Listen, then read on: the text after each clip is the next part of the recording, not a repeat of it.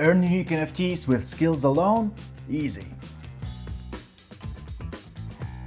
So, Xenna is about to launch in India, which can result in just thousands of new players.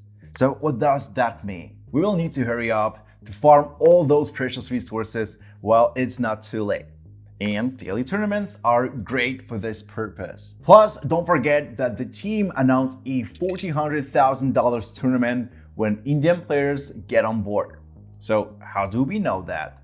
Well, we just attended AMA session where executive producer Roman Pavlovsky shared some spicy details. So feel free to watch our recap. So we need to practice twice harder to win tournaments and earn unique items, valuable resources, or maybe there are some pro tips to make this process smoother.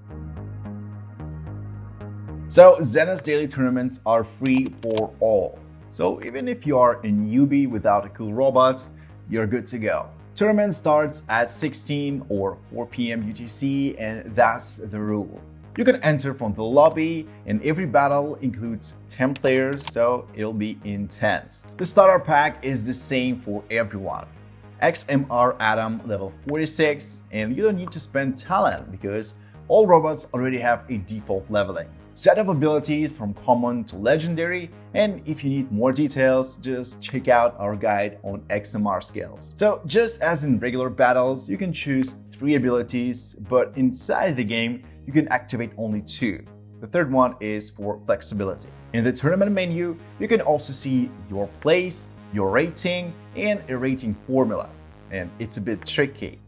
It may sound strange, but damage means more than your final place. Your final score will be the product of the damage you dealt multiplied by the place multiplier. So what else can we find here? Check the top 100 players, for example.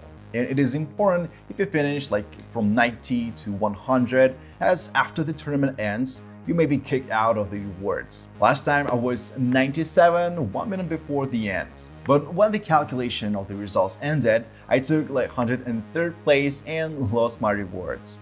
So 80s to 90s are much safer places. See reward. Until May 31, there are XHR hates, so formerly known as XNR parts. And you need to collect 1,000 parts to unlock this unique robot, and only 500 XHR hates robots are available. Next, explore the map. In every tournament, the map is chosen randomly from the map pool. So it's better to get to know about your battleground. Yep, acquire premium. With this help, you can get plus 50% shards and G-Cell after each battle.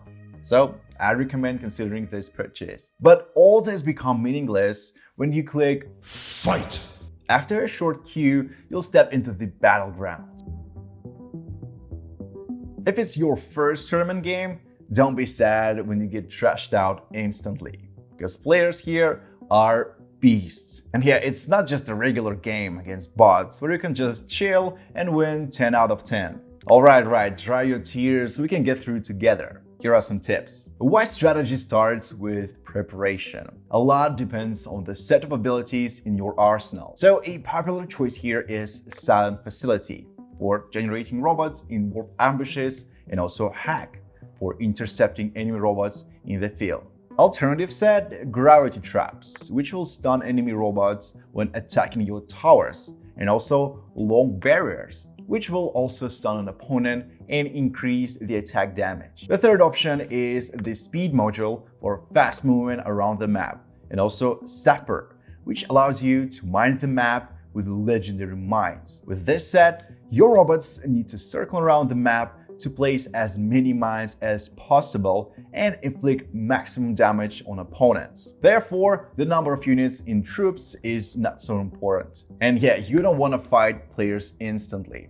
Just capture towers in Prey, it is a factory. So try to capture as many as you can, as your enemies are unlikely to compete for them early. So the more robots you have, the more damage you can deal. And remember that your main goal is to deal as much damage as possible and not finish in the top 3.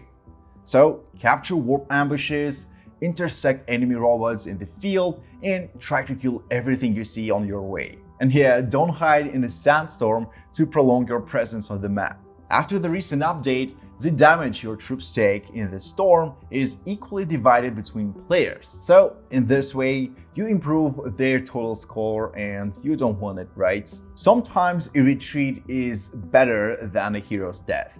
And this applies both to the situation within the particular battle and to battles in general. If from the very start of the match, you're bent over, just surrender and start a new one. So if 300 robots are approaching your tower and you only have like 100 inside, just leave it and redeploy your troops. But the most basic and effective advice here is to play at least 5 matches. So watch how your opponents act and which skills and tactics bring the best results. Often the outcome of the match can be decided by the starting location, and here you are powerless. However, to guarantee the rewards, I would advise getting into the top 80 20 or 30 minutes before the tournament ends.